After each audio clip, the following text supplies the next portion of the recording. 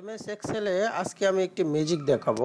ম্যাজিকটি কেমন, যেমন আমার এখানে কিন্তু বর্ডার নেই, টাইপ করা মাত্রই অটোমেটিক আমার বর্ডার চলে আসবে। যেমন দেখেন আমি এখানে 1 চাপ দিলাম, আমার বর্ডার চলে আসছে, 2 চাপ দিলাম, বর্ডার চলে আসছে। যতগুলো রো আমার দরকার আমি একটা একটা করে রো বাড়াবো, অটোমেটিক বর্ডার চলে আসবে। তো আপনি যদি এই ফাংশনটি আগে থেকেই সেট আপ করে রাখেন তাহলে আপনার কাজ করার অনেক বেশি সুবিধা হবে, আপনার কাজের প্রোডাক্টিভিটি বাড়বে। যেমন আমি এই সেলটির আমি সিরিয়াল নাম্বার উঠাই দিব, দেখেন বর্ডারটা উঠায় যাবে। কত সুন্দর একটি ম্যাজিক।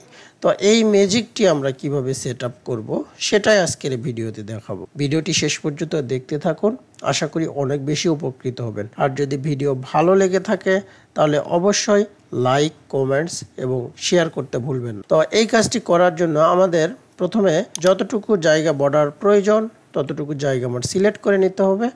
নেওয়ার পরে কিবোর্ডে Alt+L+N প্রেস করতে হবে। তো Alt+L+N প্রেস করলে এরকম একটা ইন্টারফেস আসবে, নিউ ফরম্যাটিং রুল। তো এইটার মধ্যে লাস্টের দিকে একটা অপশন আছে যেখানে লেখা আছে use a formula to determine which cell to format. তো এখানে চাপ দেওয়ার পরে আমার এই যে ফরম্যাট ভ্যালুতে চাপ দিব, দেওয়ার প্রথম সিরিয়াল নাম্বারটা সিলেক্ট করে নেব। নেওয়ার পরে আমরা এই ডলার চিহ্নটা উঠিয়ে দেব। দেওয়ার পরে আমরা ফরম্যাটে যাব, ফরম্যাটে গিয়ে বর্ডারে যাব, আউটলাইন সিলেক্ট করব।